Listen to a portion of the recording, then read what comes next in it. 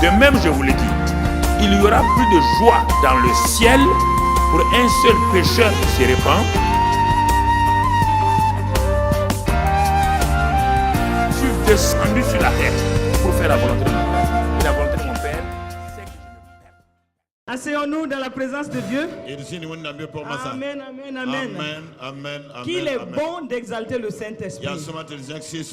Qu'il est bon de le reconnaître. Qu'il est bon de le louer. Qu'il est bon de lui laisser toute la place. Afin qu'il glorifie Jésus. Il dit qu'il est là pour glorifier Jésus. Il n'est même pas là pour sa propre gloire. Il dit qu'il est là pour glorifier Jésus. Et donc, quand nous le célébrons de cette façon, Jésus-Christ est simplement glorifié. Puisque tu sais qu'il est dans le contrôle parfait. Je dis à quelqu'un ce matin, ne t'attriste pas, il est dans le contrôle dans ta vie.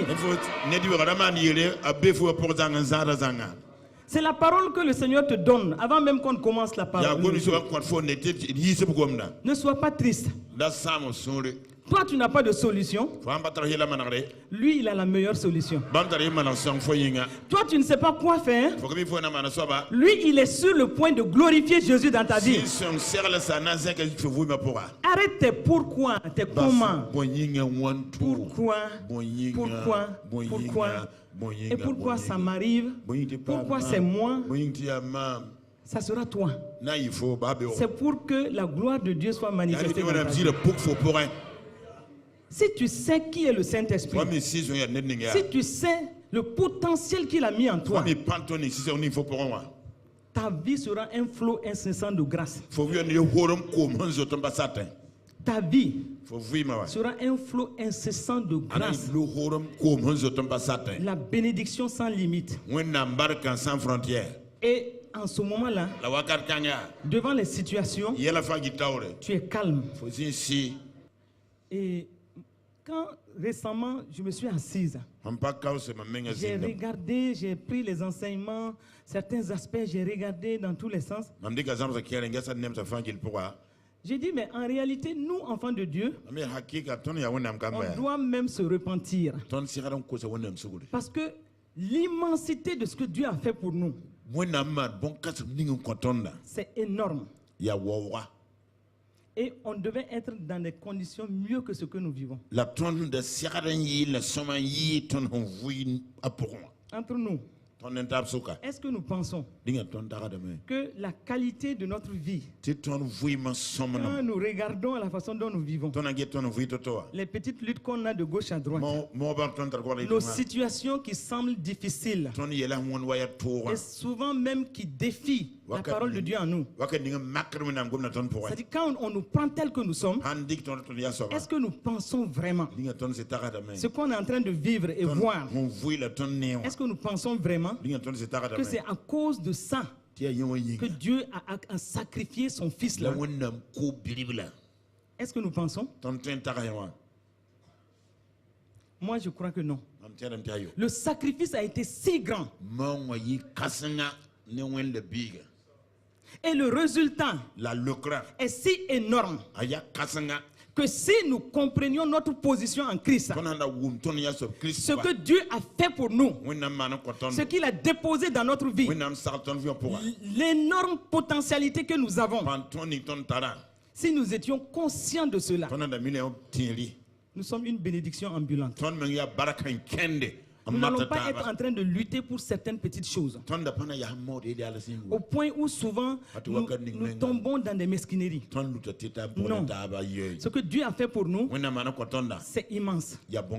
Et il faut l'appréhender. Vous savez, dans le programme de Dieu, dans le plan de Dieu pour nous, il n'existe pas le mot échec.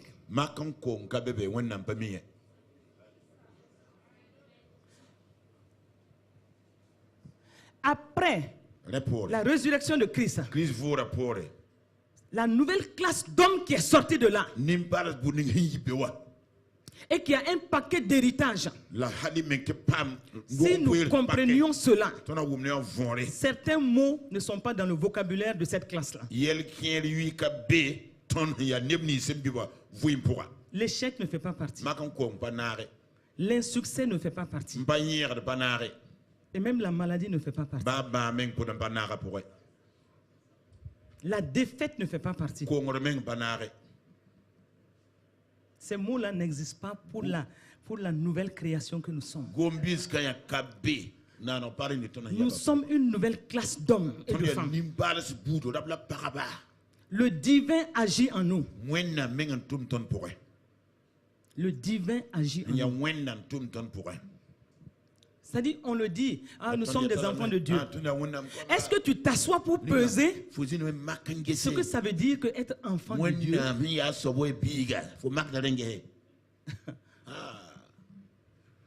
Enfant de Dieu, des fils et des filles de Dieu. Et il a transféré sa divinité en nous. Et c'est le divin qui agit en nous. Est-ce que Dieu connaît l'échec? Est-ce que Dieu connaît l'insuccès? Est-ce qu'il connaît la défaite? Est-ce que tu as déjà entendu que Jésus est tombé malade? Dans les évangiles. En tout cas, dans ce que moi j'ai pas vu. Le même genre de vie qui était en Jésus. C'est le même genre de vie que nous avons. La même capacité. Ça te dépasse. Hein? La même puissance. Peut-être tu vas dire que c'est trop. Hein? C'est pas trop. C'est la même chose. Puisque Jésus-Christ est devenu ton grand frère. C'est le premier-né de cette classe d'hommes. Et nous suivons avec la même qualité de vie. Et ce qu'il avait, c'est ce que nous avons. Le même Saint-Esprit qui était en lui et qui agissait. C'est le même Saint-Esprit qui est en nous. Sinon, pourquoi il va passer 30 ans? On n'entend rien de ce qu'il a fait. Rien du tout. Non, rien. Et c'est à partir du jour où le même Saint-Esprit est descendu qu'il a commencé le ministère. Et c'est le même Saint-Esprit qui est venu aussi en nous. Parce que dès lors que tu as accepté Jésus, dès lors que tu es né de nouveau, un mystère se passe dans ta vie. Tu es transféré du royaume des ténèbres, de la classe des hommes, je dirais ordinaires, à la classe des hommes extraordinaires. Tu es transféré pour une nouvelle vie. Et à partir de ce moment-là, ce n'est plus toi qui dois agir. Paul va dire aux Galates, dans Galates 2:20, il dit, ce n'est plus moi qui vis, c'est Christ qui vit en moi. Et ce Christ-là, regardez ce qu'il nous a dit. Dans Jean 14, à partir du verset 12. Vous savez, quand j'ai été très consciente de ce verset-là, j'étais ébloui. C'est sublime. Souvent, on court rapidement. Quand on est dans la parole de Dieu, on fait vite parce que nos activités sont là. Mais souvent, on ne s'assoit pas pour peser chaque mot. Quand Jésus dit, c'est pas sorti de la bouche de quelqu'un d'autre. C'est sorti de la bouche de Jésus lui-même. Il dit dans Jean 14, verset 12, il dit en vérité, et chaque fois qu'on l'entend dire en vérité, c'est pour vous dire ne me traitez pas de menteur. Et il dit, je vous le dis, celui qui croit en moi fera aussi les œuvres que je fais. Hey, Jésus, nous pouvons faire les mêmes œuvres que toi tu fais. Ça c'est fort. Le même Jésus, les mêmes œuvres qu'il a fait, il nous dit simplement croire en lui, simplement l'accepter. Donc la capacité t'est communiquée pour faire les mêmes œuvres que lui faisait. Ça veut dire quoi? Tu regardes. Il ressuscitait les morts. Il faisait lever les paralytiques. Il purifiait les lépreux. Et aucun problème n'est arrivé face à Jésus et ne pas trouver de solution. Il ne s'occupait même plus de lui. Non. Il était une source de bénédiction pour les autres. C'est l'image de ce que nous devons être. Il dit, vous allez faire les mêmes œuvres. Ça c'est fort. Les mêmes œuvres. Est-ce que tu peux être conscient de ça aujourd'hui? Les mêmes choses que ton Seigneur faisait et qui a valu les évangiles, qui a valu tous ces livres-là. Et la parole de Dieu nous dit que si on voulait tout écrire, même le monde entier ne pouvait même pas contenir ça. Mais, et puis Jésus dit que les mêmes choses-là, toi tu peux faire ça simplement parce que tu crois en lui. Est-ce que vous comprenez? C'est fort. C'est éblouissant. Moi j'ai trouvé cela sublime. Et s'il se limitait là encore, maintenant il dit et tu en feras de plus grandes. De plus grandes. Et Jésus. Ah, c'est parce que c'est toi qui parles. Hein? On va faire plus grand que ce que toi tu as fait. Ça c'est fort. On fera les mêmes choses et on peut même faire les plus grandes. Donc de plus grandes choses que lui. On a envie de dire qu'il était trop humble. Mais ce n'est pas l'humilité. C'est la vérité.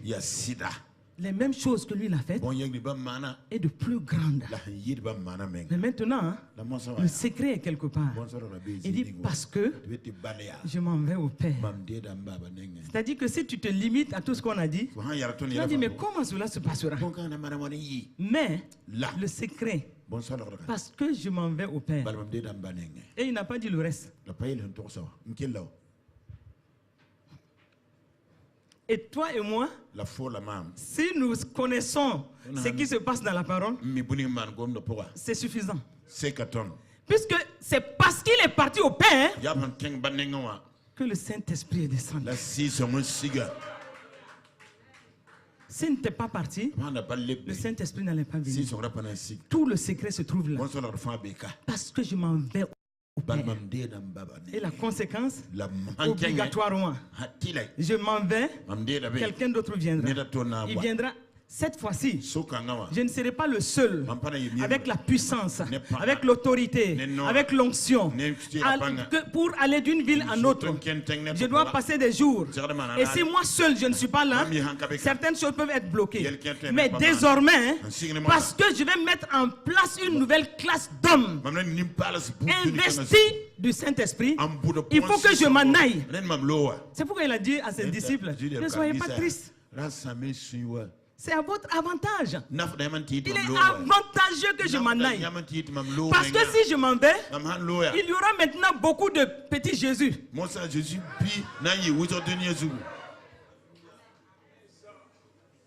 Avec la même onction, avec la même autorité, hein? Avec la même puissance. Et lui-même il dit qu'on pourra faire plus grand que ce que lui faisait.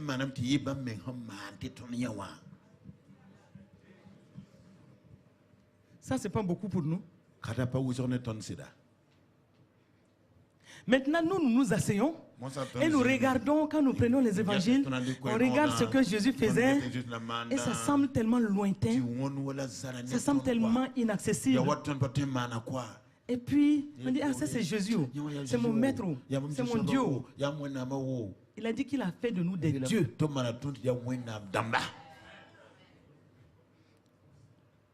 Et David, avant le temps, disait, je vous ai dit que vous êtes des dieux, mais vous mourrez comme de vulgaires hommes. Vous êtes des dieux, vous êtes des dieux. Est-ce qu'on peut apprécier ce qu'il a fait pour nous? D'abord le sacrifice et toute la suite avec le Saint-Esprit, le glorieux Saint-Esprit, le puissant Saint-Esprit qui est en toi, qui est en moi, avec toute sa puissance, la puissance du grand Dieu, la puissance du Dieu, du créateur du ciel et de la terre, le Dieu créateur de tout l'univers, son esprit qui est égal à lui-même, habite en toi. Et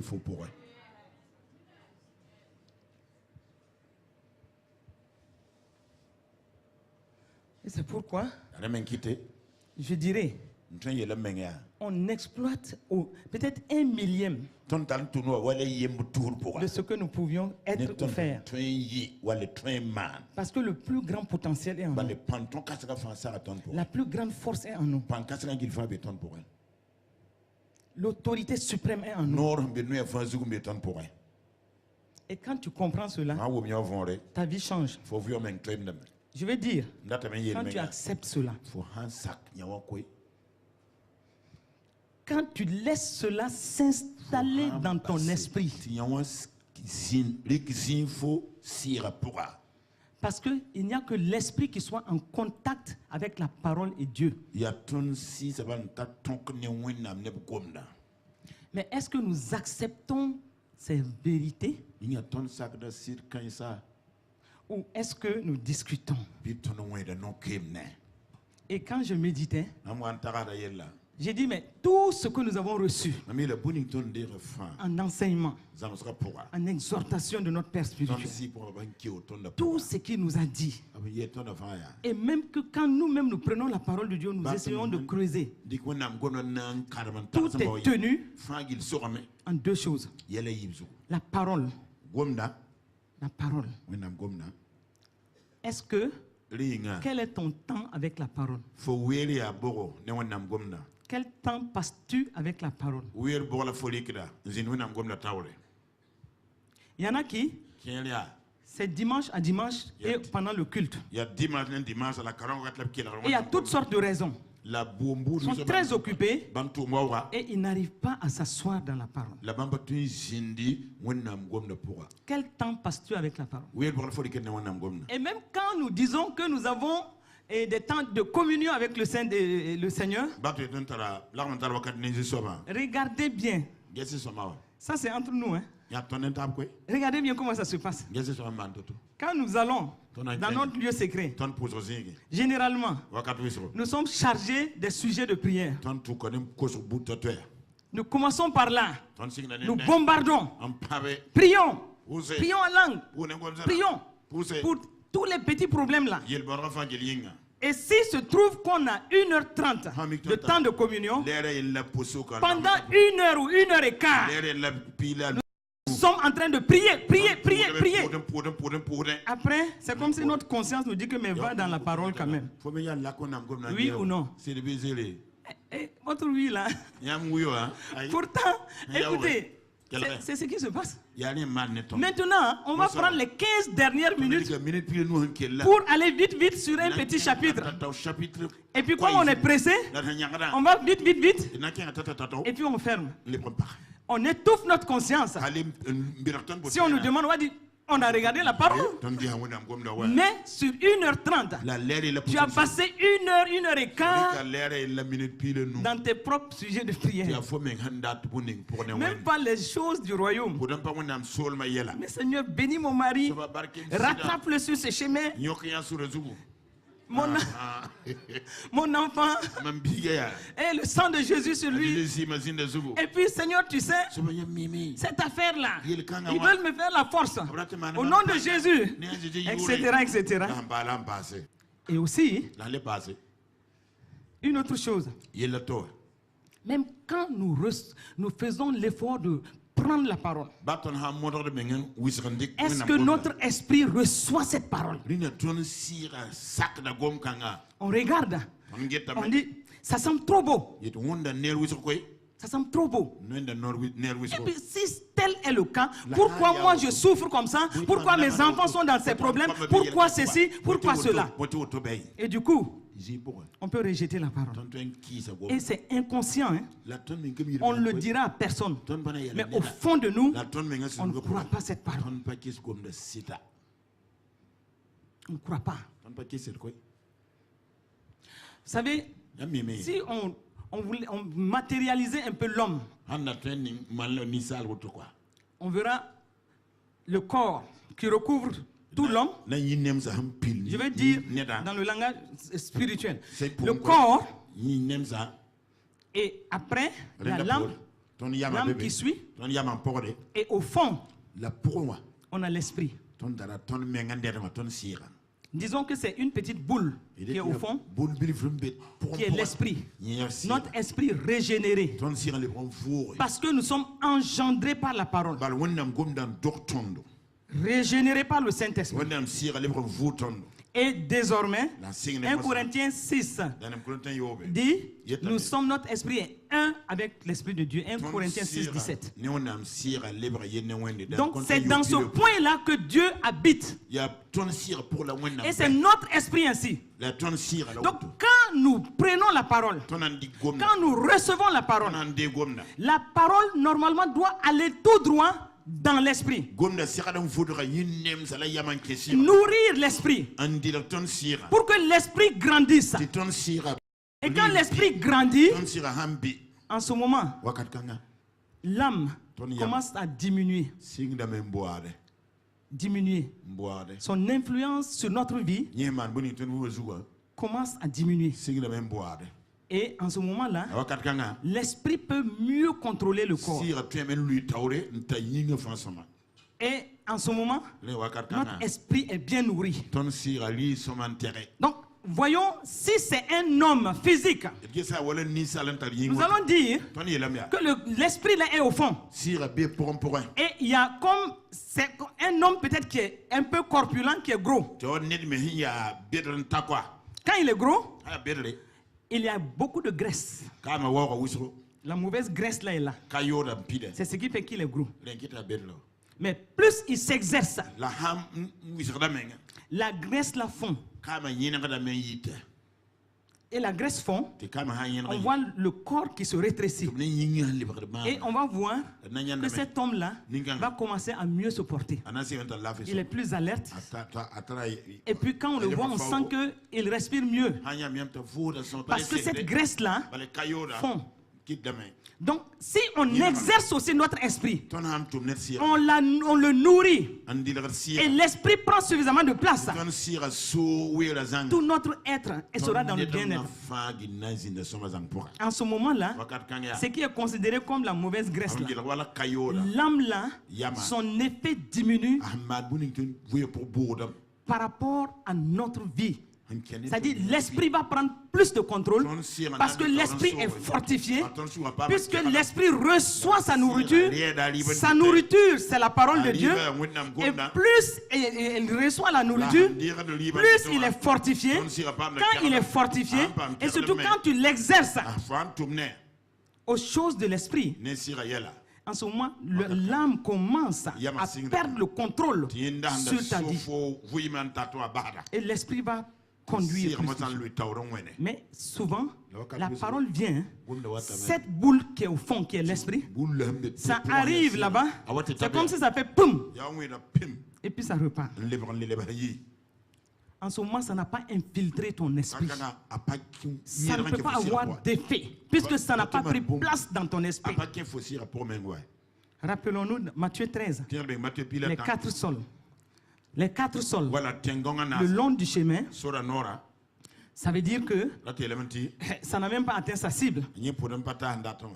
Et la partie caillouteuse, ça veut dire que le sol n'est pas profond. Les épines, les problèmes, les soucis de ce monde. 3e sol, qui font que même quand la parole est là, elle n'arrive pas à prendre effet. Et enfin le bon sol, que je dirais l'esprit totalement régénéré et qui prend toute sa place. Un grain va produire 30, 60, 100. Donc si la parole arrive à prendre place dans notre esprit, en ce moment-là, on est fort. Et en ce moment, notre intelligence est renouvelée. Comme Romains 12 le dit. notre esprit, notre intelligence est renouvelée. Et en ce moment-là, on est différent. On est différent. Et en ce moment, tout ce qu'on a dit au début là, c'est-à-dire que l'action du Saint-Esprit dans notre vie, appréhender qui est le Saint-Esprit, le reconnaître tel qu'il est, lui laisser la place, et puis dire, oui, j'ai reçu la vie éternelle, le genre de vie que Dieu seul a, et cette vie éternelle là, c'est une vie de victoire. C'est une vie de santé, une vie de succès, une vie d'assurance, de sécurité. En ce moment-là, puisque la parole a eu effet dans notre esprit, en ce moment-là, cela est mieux appréhendé. Et maintenant, la deuxième chose que je voulais dire, l'aspect Saint-Esprit est pris en compte en ce moment. Parce que vous vous rappelez, j'ai dit qu'il y a deux aspects importants. La parole de façon générale. Maintenant, acceptez même que Christ vit en toi. La nouvelle création, c'est un langage spirituel. Puisque si nous là, tel qu'il est, s'il n'avait pas encore reçu Christ, et le jour où il va recevoir Christ, il reste le même physiquement, mais ce qui est caché en lui, c'est ça qui est régénéré. Tu ne le verras pas autrement. Il aura le même teint, la même taille, tout. Mais c'est son esprit au fond de lui qui a été régénéré. Et en ce moment, le Saint-Esprit vient habiter en lui. Et quand il vient habiter, il vient avec tout le caractère de Christ habiter en nous. Christ qui est tout. La puissance, l'autorité, l'onction, la sagesse, tout. Il vient avec tout ce caractère-là venir habiter en nous. En ce moment, si tu as accepté la parole et si tu t'es imbibé de cette parole, si tu l'as accepté profondément, et quand tu marches, tu sais que c'est l'adresse de Dieu sur la terre qui marche. Et quand tu marches, tu sais que c'est l'icône de Dieu sur la terre qui marche. C'est le genre divin qui marche. Parce que nous sommes, Pierre dit, 1 Pierre 2 dit, nous sommes participants de la nature divine. Donc, la nature divine est impartie en nous. Mais tout cela n'est manifesté que par le Saint-Esprit qui anime la vie de Christ en nous. Est-ce que tu me diras en ce moment que toi, tu n'es pas intelligent? Non, disons-le. Est-ce que tu peux me dire, avec ce qu'on vient de dire, si on s'est véritablement compris, si le Saint-Esprit anime la vie de Christ, et Christ vit en toi, le plus grand vit en toi, avec tout son caractère, et ce caractère-là se manifeste normalement en toi, est-ce que tu peux me dire que toi tu n'es pas intelligent?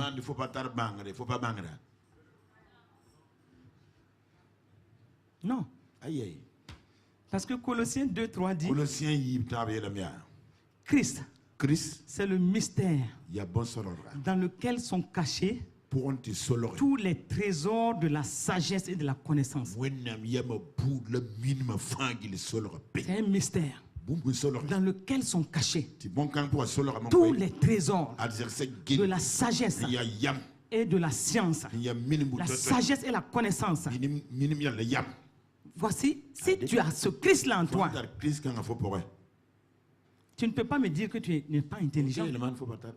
Regardez ce trésor en toi et qui t'appartient désormais. Ça veut dire quoi?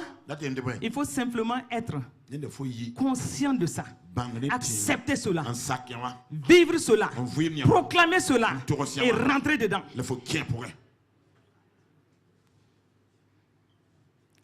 Et c'est pourquoi, vous voyez, Pierre a dit, il a dit dans 2 Pierre 1:2, il a fait une salutation, souvent on passe rapidement là-dessus.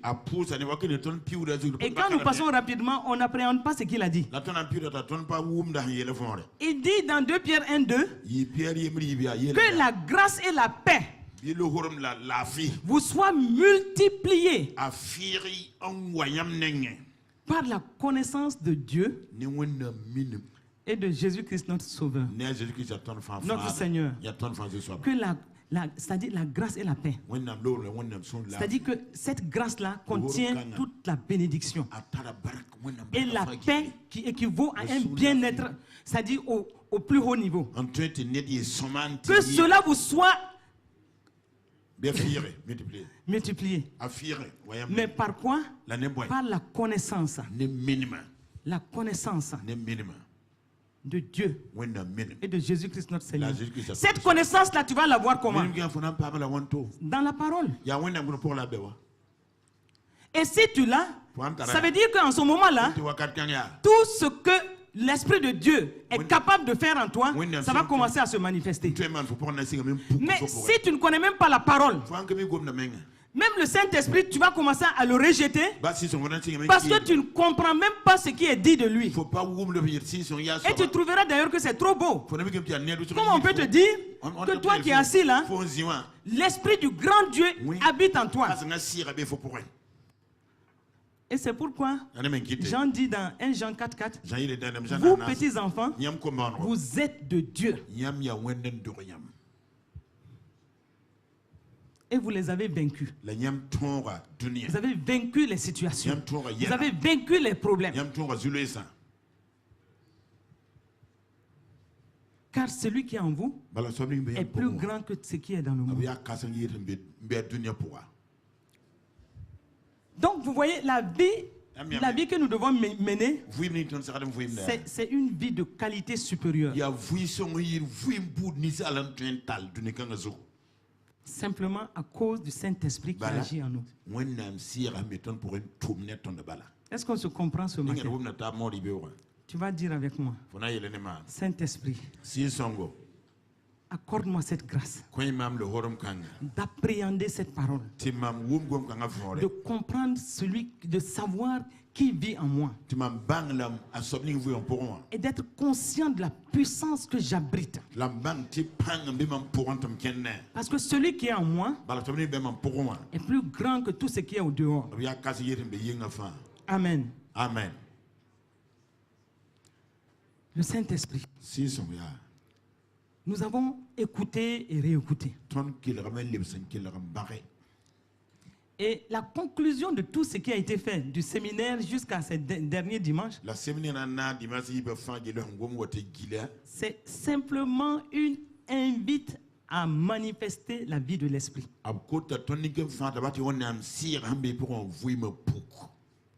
Est-ce qu'on se comprend? C'est-à-dire la vie de l'Esprit. Être conscient que le Saint-Esprit est en toi. Être conscient du potentiel qui est en toi. Et lui laisser toute la place. Que tu ne sois plus en train d'agir par la chair. Que tu ne sois plus en train de laisser la chair prendre toute la place. Mais que tu agisses par l'Esprit. Que tu appréhendes les choses par l'Esprit. C'est simplement ce que ces temps-ci l'Esprit de Dieu nous demande.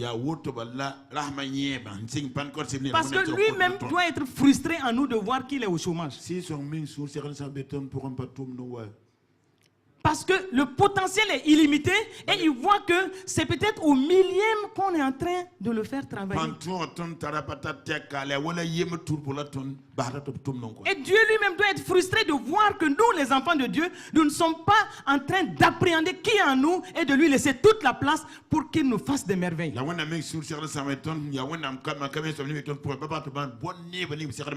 Le Saint-Esprit, le puissant Saint-Esprit qui est en nous, la chair doit laisser la place à l'esprit. C'est pourquoi le titre de ce message-là, c'est Manifestons la vie de l'Esprit. Manifestons la vie de l'Esprit. Nous ne devons plus vivre par la chair. Romains 8, 9 dit, pour vous, vous ne vivez pas selon la chair, mais selon l'Esprit. Si du moins l'Esprit de Dieu habite en vous. Donc si l'Esprit de Dieu habite en nous, nous devons vivre par l'Esprit et non par la chair. Et il dit que si quelqu'un n'a pas de l'esprit de Christ, il ne lui appartient pas. Si quelqu'un n'a pas l'esprit de Christ, il dit qu'il ne lui appartient pas. Et quand nous fonctionnons souvent à 5% dans la vie de l'esprit, et les 95%, souvent c'est par la chair. Et c'est pourquoi il y a certaines situations pour lesquelles nous n'avons pas de victoire réelle. Parce que si nous laissons le Saint-Esprit agir en nous, travailler comme il doit le faire, nous sommes dans une vie surnaturelle. Rien ne devient naturel. Parce que notre nature a été supplantée par la nature de Dieu. Le surnaturel doit nous qualifier. Et donc nous devons en ce moment-là laisser le Saint-Esprit prendre le contrôle de notre être et nous laisser conduire par lui. Parce que nous sommes en principe remplis de Dieu. Et cela nous a été dit et redit. Regardez comment les choses vont vite ces temps-ci. Regardez les crises. Regardez la peur qui s'installe. Les nouvelles maladies. L'insécurité. Le terrorisme, si on peut dire. Regardez toutes ces choses-là. Les famines. Toutes ces situations qui sont là. Et puis, je ne dirais pas la mauvaise nouvelle. Mais, selon les Écritures, ça ne va pas régresser. Quand tu vas dans les Écritures, quand tu as un regard pointu, tu sais que nous sommes sur une pente où les choses sont en train d'aller de mal en pire. Mais toi, enfant de Dieu, Dieu t'invite à manifester la vie de l'Esprit. Jean 15, 19 dit, nous sommes dans ce monde, nous ne sommes pas de ce monde. Nous ne sommes pas soumis au système du monde. Ces choses qui se passent, à la limite, ça ne doit pas nous concerner. Ça ne nous concerne pas. Parce que si tu es conscient que par ta nature, le surnaturel agit en toi, le Saint-Esprit est en toi, et le Saint-Esprit qui agit en toi, tu es dans ce monde, tu n'es pas de ce monde. Que ce ne soit pas seulement un slogan. Nous sommes dans ce monde et nous ne sommes pas de ce monde.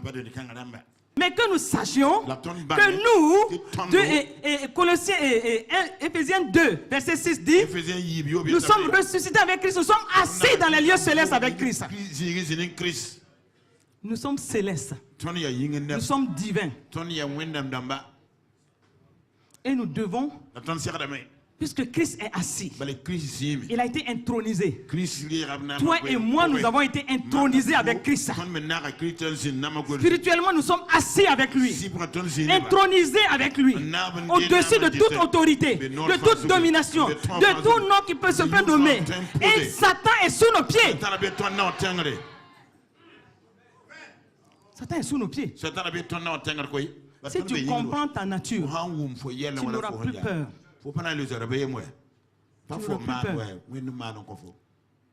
Et c'est pourquoi Paul dit aux Colossiens, vous savez, Paul, comme il n'a pas été en contact direct avec Jésus, et on est étonné de voir qu'il a eu la plus grande révélation de l'évangile.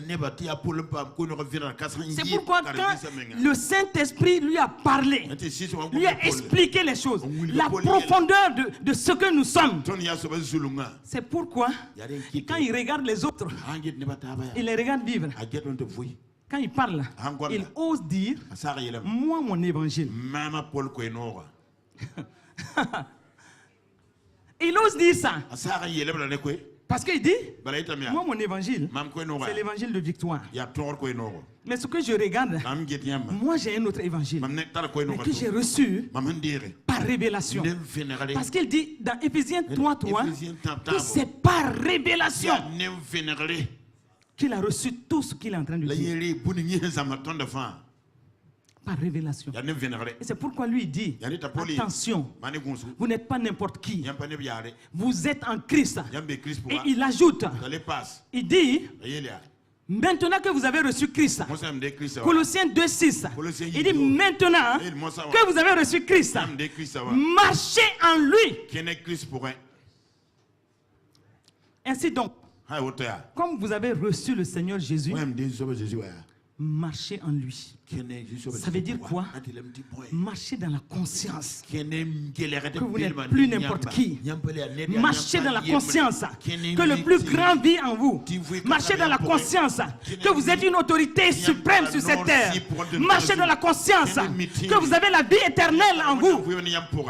Une vie indestructible, impérissable, une vie de victoire, une vie de sécurité. Marchez en Christ. Christ, ça devient une place et un lieu de sécurité dans ta vie.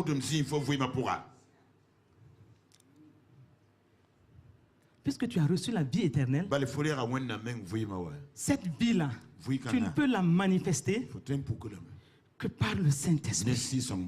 Une vie impérissable. Mais tu ne peux pas la manifester en dehors de l'Esprit de Dieu qui est en toi et à qui tu donnes la parole. Et tu lui dis, tu as reçu la parole, tu crois en cette parole. Saint-Esprit, vas-y. Cette vie éternelle-là, elle a tout. Tu me diras quoi? Tu me diras quoi? Est-ce que tu me parleras de la sécurité? De la sécurité? Non. Il te dit, Jean dit, tout ce qui est né de Dieu triomphe du monde. Il triomphe du monde. Et il dit que la victoire qui triomphe du monde, c'est notre foi. Et il dit, qui est celui qui a triomphé du monde? Sinon celui qui croit que Jésus-Christ est le Fils de Dieu. Ça veut dire que simplement tu crois, simplement, et tu as la victoire continuellement. Mais est-ce que tu as accepté cela? Si tu n'as pas accepté, le Saint-Esprit est incapable, tu le rends incapable de te faire rentrer dans cette victoire. Il faut que tu croies. Et Jean, vous savez, c'est l'un de ceux qui avait été le plus persécuté. Pendant le temps de persécution, il a été le plus persécuté. Pourquoi Jean arrive à dire de tels détails? Je l'ai certainement déjà dit ici. Jean, pendant la persécution, on l'a pris, on l'a mis dans une bouillotte d'huile chaude. Lui qui bout, on l'a mis dedans. On croyait sortir un méchoui. Jean est sorti intact. Et je l'imagine en train de secouer son habit et dire, tout ce qui est né de Dieu triomphe du monde. Et la victoire qui triomphe du monde, c'est notre foi. À cause de ma foi, je ne peux pas être cuit dans cette huile chaude.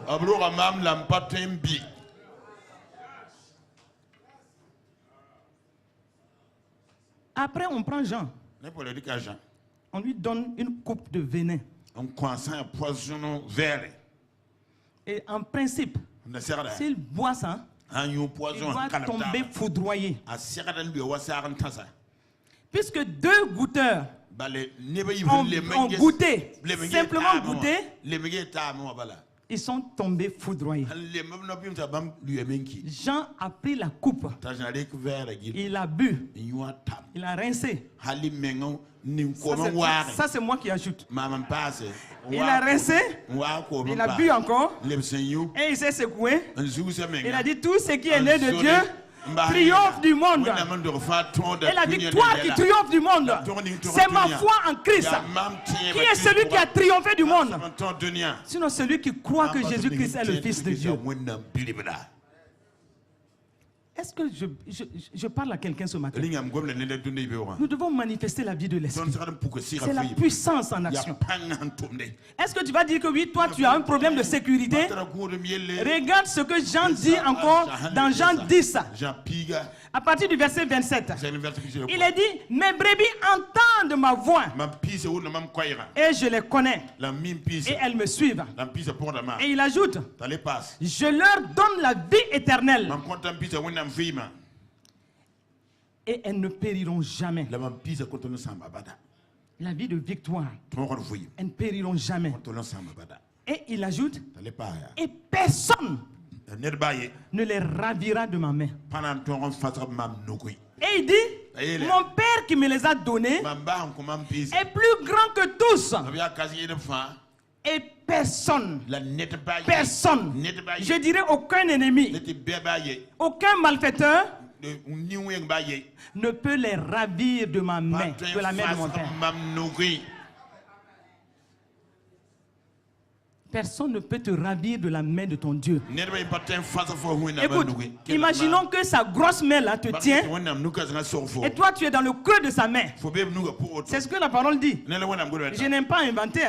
C'est ce que la parole dit. Toi tu es dans le creux de cette main là. Il te tient ainsi. Hey, qui est fou pour venir t'enlever de cette main? Pourquoi as-tu donc peur?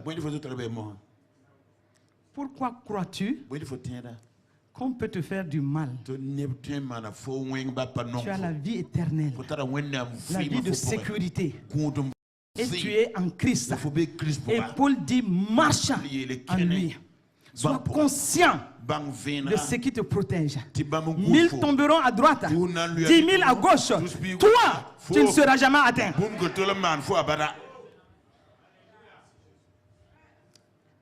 Et c'est par l'Esprit de Dieu. Tu donnes cette parole au Saint-Esprit. Il agit et il te regarde, il rit avec toi. Tu me diras qu'on veut te maudire. Oui, il y a des gens qui font des petits coups et qui cherchent à te maudire, qui te veulent du mal. Nombre 23 nous apprend quelque chose. Nombre 23. Le roi de Moab à l'époque, Balak, il était tellement fâché contre les enfants d'Israël qu'il a loué l'un des prophètes phares à l'époque. Il dit, viens, maudis-moi ce peuple-là. Maudis-les. Et si vous lisez nombre 23 jusqu'à nombre 24, ça vous fait rire. Balaam, 3 tentatives. Il a tout fait. Quand il ouvre sa bouche pour maudire, c'est la bénédiction qui sort. Et Balak dit non. Tu dis oui, tu t'es arrêté sur ce pan-là. Tu as regardé ce peuple-là. C'est un peuple qui est mis à part, qui campe à part, et puis qui se lève comme une lionne. Et puis bon, quitte ce pan-là. Viens t'arrêter là. Maudis-les. Il ouvre sa bouche. Le temps de savoir.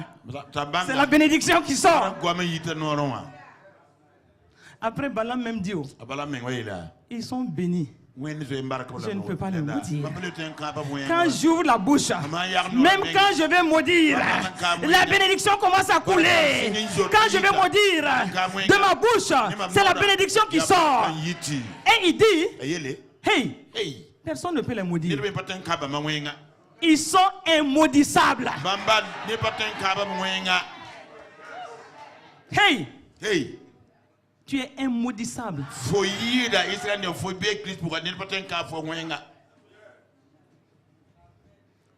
Est-ce que le peuple de Dieu, le peuple d'Israël, est-ce qu'il savait que ces petits coups-là se faisaient? Il n'était même pas au courant.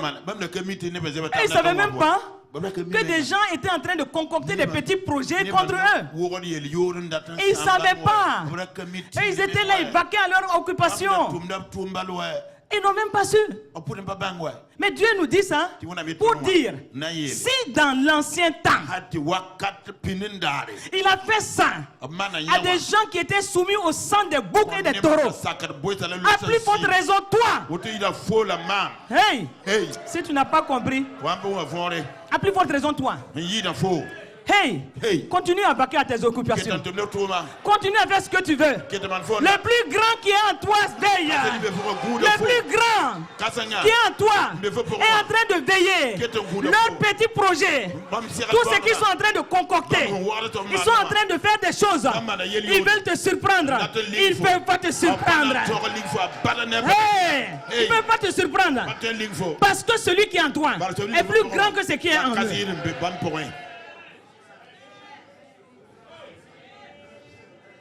J'ai envie de dire, dors sur tes lauriers.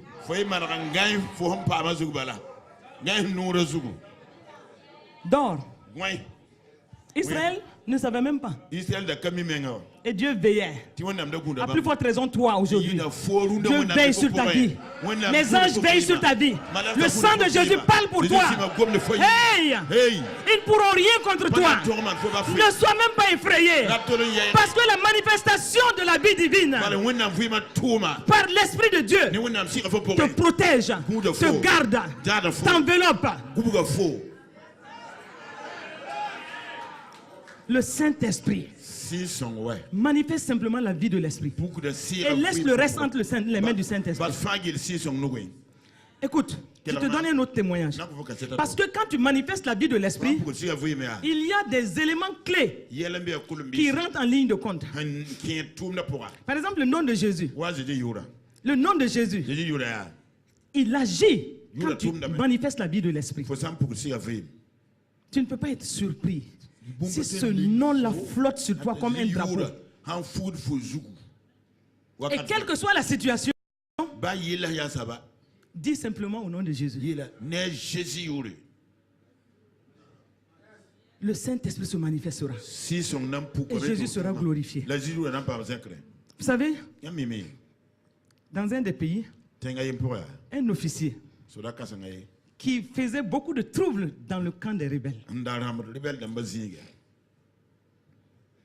Et ces rebelles-là le guettaient. Un jour, ils l'ont trouvé sous un arbre. Comme il était fatigué, il était étendu sur un fauteuil, il dormait. Et ses gardes étaient là, un peu somnolents aussi. Et ces rebelles-là les ont surpris. Et ils ont fait un rire sarcastique. Ils disent que aujourd'hui là, on ramassera tes morceaux, les morceaux de ton corps. Quand il s'est éveillé et il regarde, il a vu que humainement c'est fini là. Humainement. Ça c'est sans compter avec celui qui manifeste la vie de l'Esprit.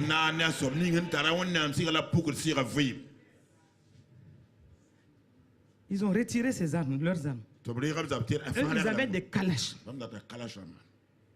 Ils ont dit, c'est fini hein, pour toi. Il dit que la seule chose qui lui est venue tout de suite, quand ils se sont apprêtés à tirer, il a dit Jésus. Écoutez, c'est lui-même qui a fait le témoignage. Il dit ils ont ouvert les balles. Tout venait sur sa poitrine. Quand ça arrivait sur sa poitrine, ça s'éparpillait, ça s'éparpillait, ça s'éparpillait. Tout s'est éparpillé. Et jusqu'à ce qu'ils ont vidé tout ce qui était dans leur âme.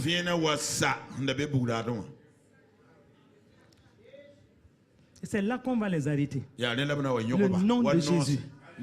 Dans la manifestation de la vie de l'Esprit, le nom de Jésus, il agira. Au moment même où toi-même tu ne sais même plus quoi faire, le nom de Jésus, et ce nom-là flotte sur toi comme un étendard. Le monde spirituel voit cet étendard sur toi.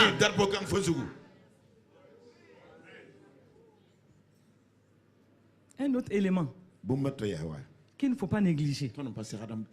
Écoutez, manifestons la vie de l'Esprit.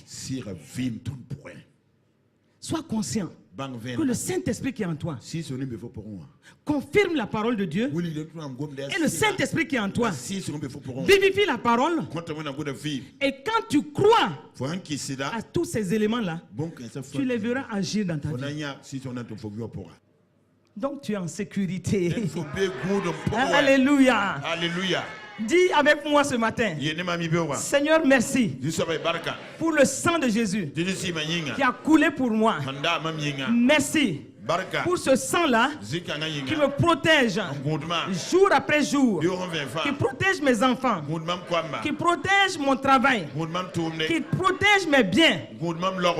Amen. Amen. Amen. Amen. Amen. Amen. Oh, je suis contente.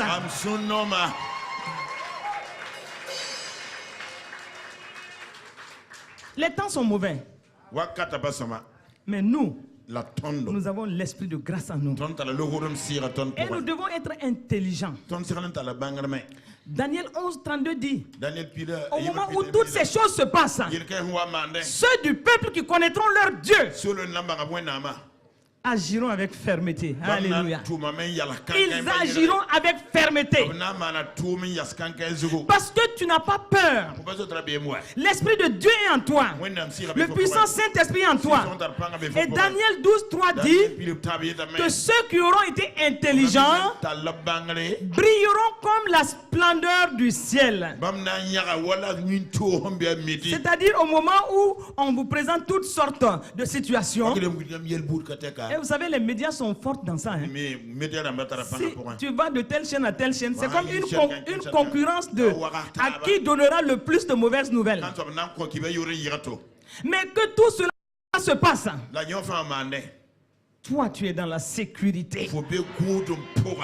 Parce que le Saint-Esprit est en toi. Et tu manifestes la vie de l'Esprit. Tu es dans cette sécurité-là. Jean a dit, personne ne peut te ravir de la main de Dieu. Et tout ce qui est né de Dieu triomphe du monde. Et Paul dit aux Corinthiens, 2 Corinthiens 2:14, grâce soit rendue à notre Dieu, qui nous fait toujours triompher.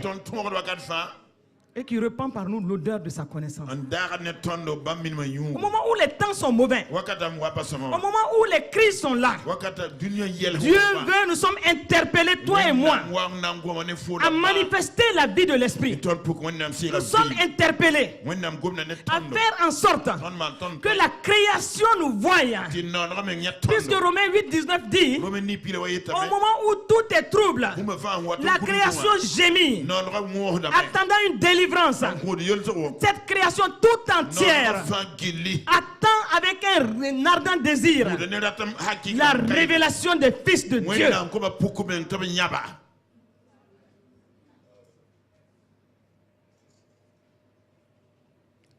Et David dit, Ecclésiaste a dit, il n'y a rien de nouveau sous le ciel. Les mêmes choses qui se passent. En leur temps, ces choses se passaient.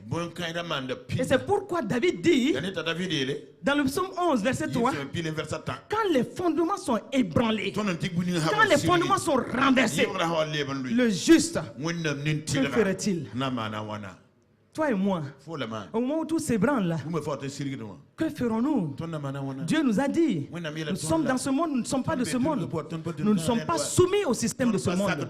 Nous devons changer de paradigme. Nous devons changer de façon d'opérer. Parce que le Saint-Esprit nous a été donné pour que nous fassions la différence. David dit, quand les fondements s'ébranlent, quand les fondements sont renversés, le juste, toi et moi, que devons-nous faire? Au verset 1, il donne une réponse. Surtout, ne me dites pas de fuir dans les montagnes. Les montagnes humaines, les forteresses humaines, les doctrines qui n'ont rien à voir avec la vie de Christ. Ne me dites pas de fuir. Nous ne devons pas fuir. Au contraire, manifestons la vie de l'Esprit qui est supérieure à toute autre vie. Il a été trouvé en Daniel un esprit supérieur. C'est cet esprit-là que nous avons. Alléluia, c'est cet esprit que nous avons.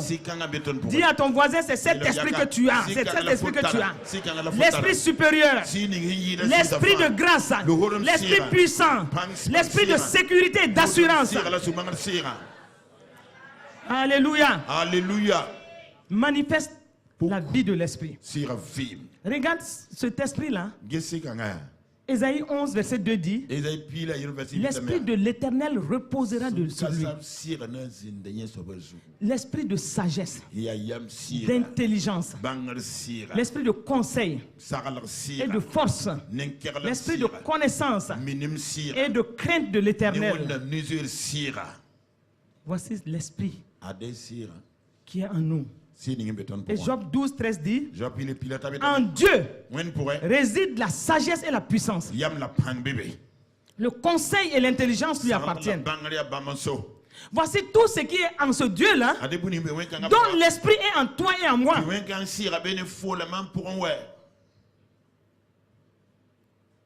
Tu as cet esprit-là en toi. Est-ce que tu peux l'apprécier? Est-ce que tu peux le reconnaître? Est-ce que tu peux lui laisser la place? Arrêtez de marcher par la chair. Il faut arrêter de marcher par la chair. Nous ne devons plus être redevables à la chair. Et c'est pourquoi Romains 8, 14 dit, c'est seulement ceux qui sont conduits par l'Esprit, le Saint-Esprit, qui sont fils de Dieu. Qui sont fils de Dieu. Que me diras-tu si nous parlons de la santé? La santé, j'ai bien dit, aujourd'hui, en tant que nouvelle création, Dieu ne parle même pas de guérison.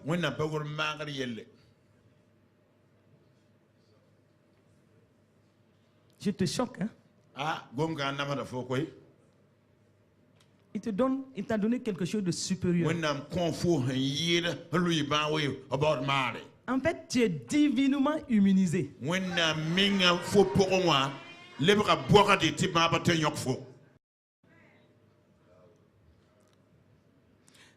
Tu es surnaturel et non infectable.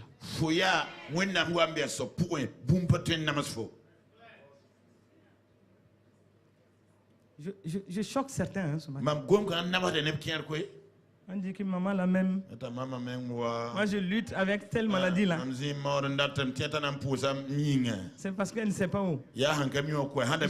Écoute, je sais. Je suis en train de mettre à ta disposition la révélation qui éclaire, qui te donne de l'intelligence et qui te fait sortir de tes situations.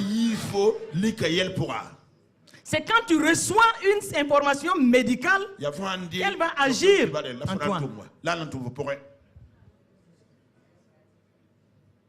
Puisque toi, la vie divine qui agit en toi, la vie Zoé qui agit en toi, et l'esprit qui est en toi. Hey. Écoute-moi. Quand on te dit, la parole te dit, dans Romains 8, 11, c'est l'esprit qui a ressuscité Jésus dans les morts.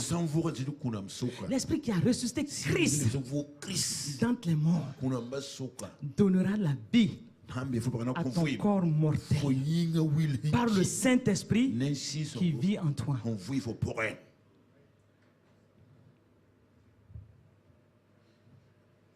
Je veux que tu l'apprécies. Est-ce que je l'ai inventé? C'est ma parole? C'est l'esprit qui est parti aux enfers, qui a ressuscité le corps mort de Jésus. Il l'a ressuscité. Il l'a ressuscité. La puissance dans cet esprit-là qui a ressuscité Jésus. Si tu l'acceptes, au moment même où nous parlons là, quelque chose va se passer. C'est-à-dire que je sens que quelque chose est en train de se passer dans la vie de quelqu'un ce matin. Si tu acceptes cette parole-là, l'esprit qui a ressuscité Christ dans les morts,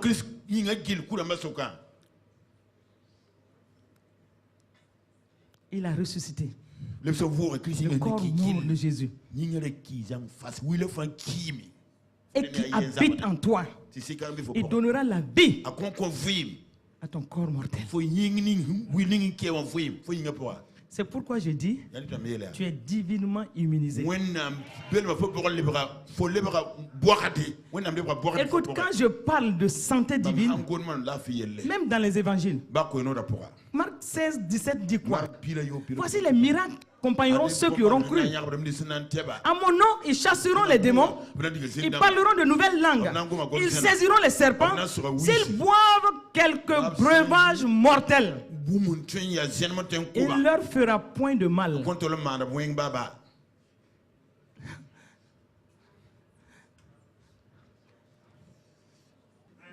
La santé divine, c'est supérieur à la guérison. Parce que la guérison veut dire quoi? La guérison veut dire tu as eu le temps d'être malade. Oui ou non?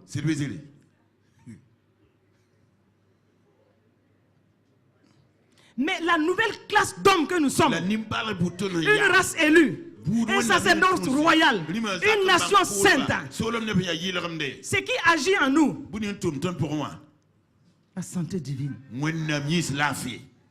Tu me diras, ah oui, qu'est-ce que Ésaïe a dit? Ésaïe a dit, par ses maîtresses, nous serons guéris. Oui, Ésaïe prophétisait.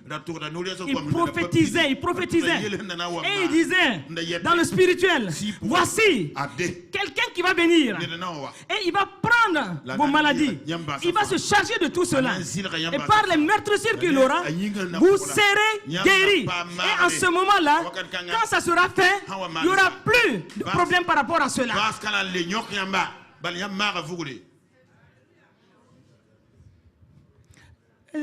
Peut-être toi tu es en train de dire, ah oui, mais est-ce qu'elle sait qu'il y a 1 Pierre 2, 24? Je sais qu'il y a 1 Pierre 2, 24. Regarde dans 1 Pierre 2, 24. La première partie. À qui Pierre parlait? Regarde, à qui Pierre parlait? Pierre parlait à des gens et il leur expliquait que ce que Ésaïe a dit, c'est accompli. Donc au moment où je parle, je suis en train de te faire un compte rendu que ce que Ésaïe avait dit, ça a pris déjà place. Et comme ça a pris place, maintenant, il ne s'agit même plus de guérison, il s'agit de la santé divine. La santé de Dieu. Dieu n'a jamais été malade. Jésus n'a jamais été malade. Le Saint-Esprit qui a ressuscité Jésus dans les morts et qui habite en toi, il donne la vie à ton corps mortel. Et c'est manifesté par le Saint-Esprit. C'est manifesté par le Saint-Esprit. C'est pourquoi, si tu crois en cela, il te suffit. Je ne dirais pas que les maladies ne viendront pas t'oppresser. Les maladies viendront. Mais est-ce que tu reçois la maladie? Est-ce que tu reçois l'information? Ou est-ce que tu la laisses s'installer en toi? Il est dit, Jean 1,12, à ceux qui l'ont reçu, il leur a été donné le pouvoir de devenir enfant de Dieu. La même information est valable. Quand tu reçois la puissance qui est dans cette parole, la semence qui est dans cette parole, agit en toi pour faire ce que cette semence doit faire.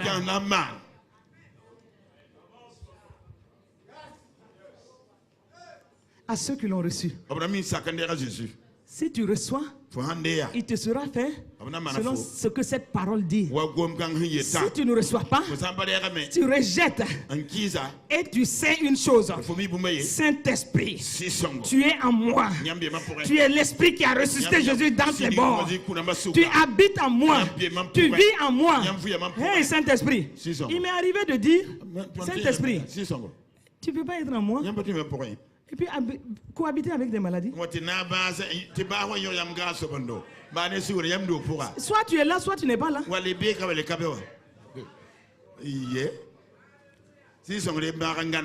Et tu es là, non? Tu n'es pas au chômage à moi? Les maladies vont venir vous oppresser. Mais si tu ne reçois pas, ça ne se fera pas. Mon sang ne peut pas être infecté avec ça. Je ne reçois pas cette parole.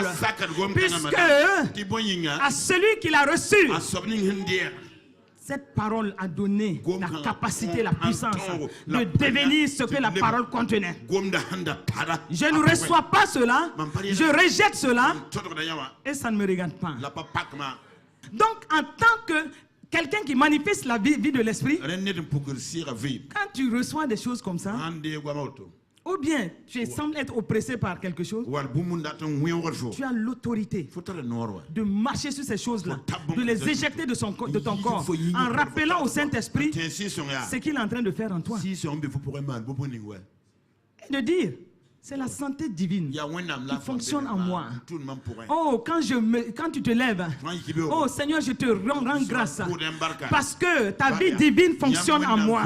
Ta vie divine fonctionne dans mes os. Ta vie divine fonctionne dans mon sang. La vie divine marche dans les cellules.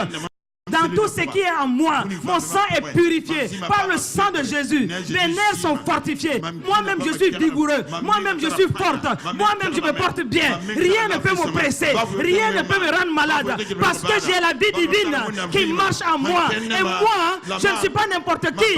Parce que Dieu vit en moi. Et ce Dieu qui vit en moi, le Saint-Esprit qui vit en moi, ne peut pas permettre que quelque chose vienne s'installer en moi.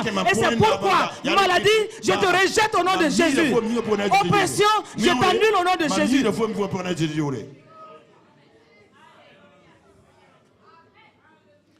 Vous savez, il y a la puissance. Si tu reçois la parole, tu l'as reçue, tu l'as acceptée. Maintenant, proclame-la. Proclame. L'Esprit du Seigneur est sur moi. Il n'est même pas sur moi, il est en moi. Il m'a oint pour annoncer de bonnes nouvelles aux pauvres. Il m'a envoyé pour guérir ceux qui ont le cœur brisé, pour proclamer aux captifs la délivrance et aux aveugles le recouvrement de la vue et annoncer une année de grâce du Seigneur. Je me lève, je proclame. Je proclame, je marche, je proclame. Je suis une femme ointe. L'onction de Dieu agit en moi. Les dons spirituels agissent en moi. Oh, quand je passe et je suis une bénédiction. Comme Jésus, dans Actes 10, 38. Quand Jésus oint du Saint-Esprit de force, allait de lieu en lieu, guérissant tous ceux qui sont sous l'empire du diable. Car Christ, car Dieu était avec lui. Moi aussi, je suis une femme ointe. Je vais de lieu en lieu. Je fais du bien aux gens.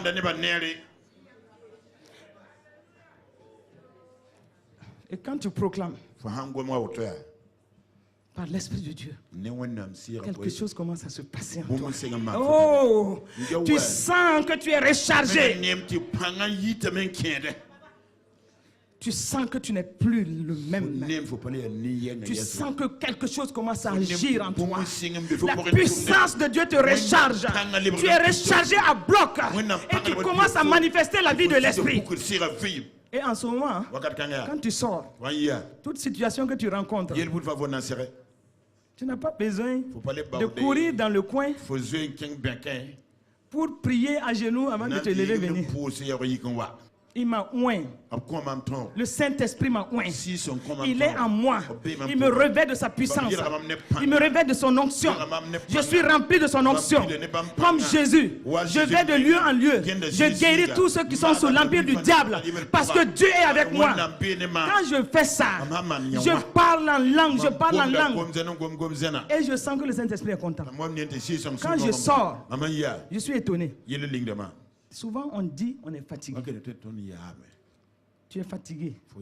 Quand tu dis que tu es fatigué, tout ton corps réagit que tu es fatigué. Quand tu dis que tu es fatigué, tout ce qui est en toi s'affaiblit. Quand tu dis que tu es fatigué, les cellules disent oui, tu es fatigué. Les nerfs disent oui, tu es fatigué. Regardez ce verset-là. Il dit, Paul dit, c'est à quoi je travaille. Je travaille en combattant avec sa force qui agit puissamment en moi. Donc, il y a une force qui agit en moi. Une force qui agit en toi par le Saint-Esprit. et qui aspire la fatigue. Sois conscient de cela ce matin. Ne dis plus que tu es fatigué. Prends Colossiens 1:29. C'est à ça que je travaille. Je combats non pas avec ma force, non pas avec mes capacités. Ma capacité est en Christ. Je combats par la puissance qui agit en moi. C'est le Saint-Esprit. Tu ne peux pas être dépressif. Tu ne peux pas être fatigué. Tu ne peux pas être chancelant. Parce que le Saint-Esprit en toi, c'est la force divine en toi. C'est la force qui te fortifie de l'intérieur et manifeste la vie de l'Esprit. La vie de l'Esprit. C'est-à-dire que si tu le sais, si tu vis, si tu laisses le Saint-Esprit agir en toi et tu le reconnais tel qu'il est, c'est la puissance. Tu es une puissance ambulante. Je dis bien que tu es une puissance ambulante. Tu es une puissance ambulante. Le don du Saint-Esprit est en toi. Le Saint-Esprit nous a donné des dons. Il a dit à chacun, 1 Corinthiens 12:7, à chacun la manifestation de l'Esprit est donnée pour l'utilité commune. Chacun de nous a des dons. Je finis avec... Et vous voyez, on n'a pas le temps de rentrer dedans. Si vous arrivez à la maison, lisez 2 Rois 6. Vous allez vous rendre compte. C'est-à-dire avant même qu'on parle du Saint-Esprit, comme nous parlons aujourd'hui, regardez Élisée, comment il a manifesté la vie de l'Esprit. Élisée a manifesté la vie de l'Esprit. C'était l'homme du surnaturel. Et si c'est l'homme du surnaturel, alors que l'Esprit de Dieu n'était pas en eux en ce moment. Et nous alors, il était avec les fils de prophètes. Et ils se sont arrêtés quelque part. Un des fils de prophètes était en train de couper quelque chose. Une hache était entre ses mains. Entre-temps, la hache tombe dans l'eau. Et il dit, ah, pourtant ça ne m'appartient pas. Élisée dit, viens, prends le bois, amène. Juste, il a mis en haut. Le fer est remonté. Alléluia. Le fer est remonté. Et il a dit simplement, prends. Comme un jeu d'enfant. Mais regardez, la vie du surnaturel. Nous sommes des êtres surnaturels. Si vous lisez 2 Rois 6, vous êtes émerveillés. Le surnaturel à tous les coups.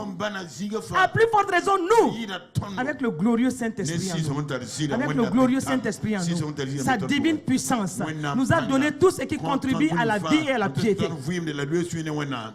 Et si tu dis que tu as un problème de caractère, que toi tu es difficile, Galates 5:22 te dit, le Saint-Esprit là, il ne peut pas être en toi sans manifester son fruit. Son fruit c'est quoi?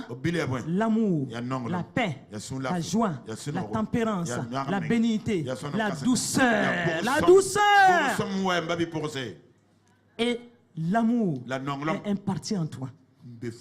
Romains 5:5 dit, or, l'espérance ne trompe point.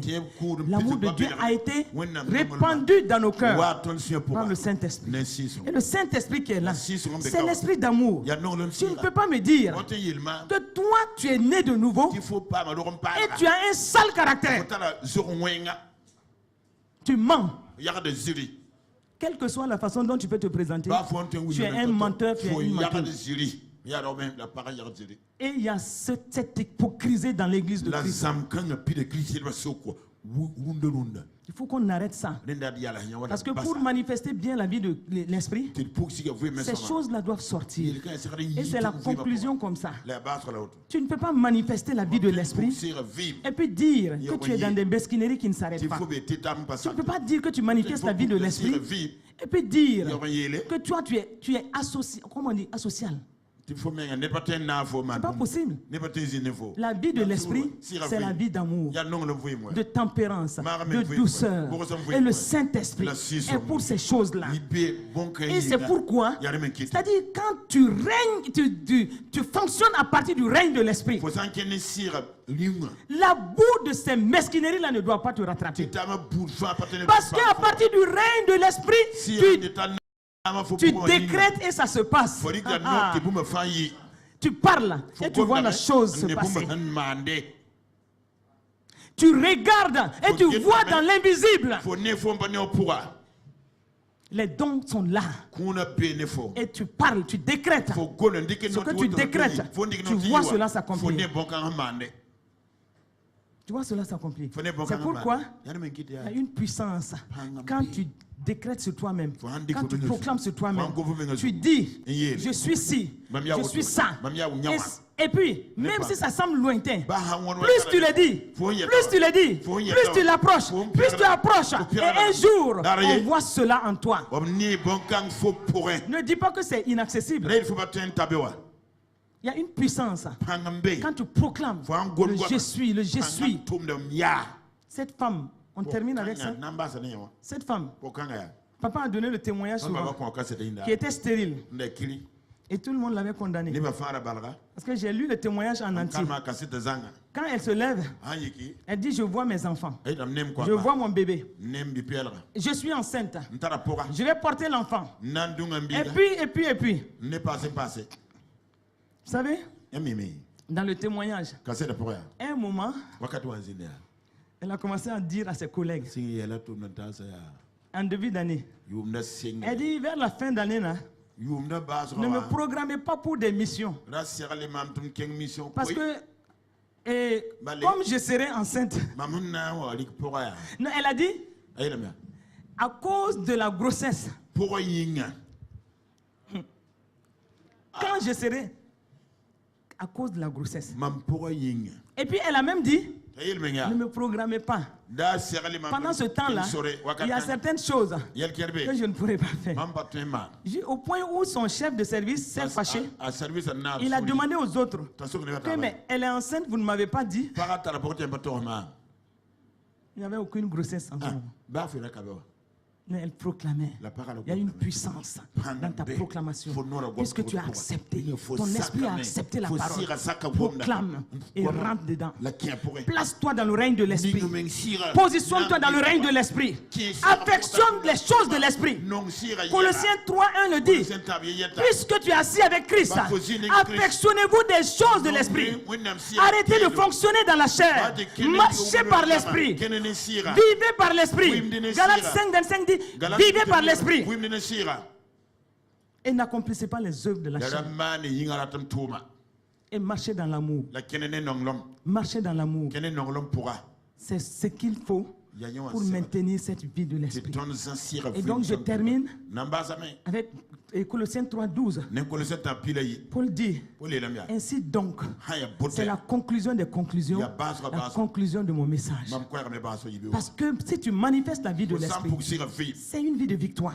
Si tu manifestes la vie de l'esprit, il est dit, ainsi donc, comme des élus de Dieu, saints et bien-aimés, revêtez-vous d'entrailles de miséricorde, de bonté, d'humilité, de douceur, de patience. Supportez-vous les uns les autres. Et si l'un a sujet de se plaindre de l'autre, pardonnez-vous réciproquement. De même que Christ vous a pardonné, pardonnez-vous aussi. Verset 14. Mais par-dessus toutes ces choses, revêtez-vous de l'amour et le lien de la perfection. Et enfin, et que la paix de Christ, à laquelle vous avez été appelés pour former un seul corps, règne dans vos cœurs. Règne dans vos cœurs. Et soyez reconnaissants. Alléluia. Est-ce que tu peux élever la voix et dire merci au Seigneur? Tout ce que nous avons dit, la semence de cette parole, tu dis au Seigneur que la semence de cette parole commence à agir dans ta vie. Que désormais, tu ne veux plus marcher dans la chair. Tu veux marcher par l'esprit. Fonctionner par l'esprit. Marcher à partir du règne de l'esprit. Marcher dans la victoire. Marcher dans le succès. Marcher dans la sécurité. Marcher dans la bénédiction. Parce que ce que la parole de Dieu dit, c'est oui et amen. Toi, tu crois en cela? Est-ce que tu peux te mettre debout? Tu dis merci au Seigneur. Tu parles en langue. Tu parles en langue. Tu parles en langue. Tu parles en langue. Tu parles en langue. Je veux que nous scellons ce qui vient d'être dit. Si tu penses avoir reçu même un petit peu, scelle ça dans ta vie. Permets à l'Esprit de Dieu de fonctionner correctement, de fonctionner en toi. Manifeste la vie de l'Esprit. Manifeste la vie de l'Esprit. Refuse de fonctionner dans la chair. Refuse de fonctionner dans la chair. Donne la place au Saint-Esprit. Exalte-le. Bénis-le. Loue-le. Loue-le. Le Saint-Esprit. Qu'il prenne toute la place. Qu'il prenne toute la place en toi. Qu'il prenne toute la place dans ta vie. Le Saint-Esprit, il veut avoir la liberté de faire ce qu'il veut. Il veut avoir la liberté de fonctionner en toi et avec toi. De faire en sorte que des choses insondables puissent être vues dans ta vie.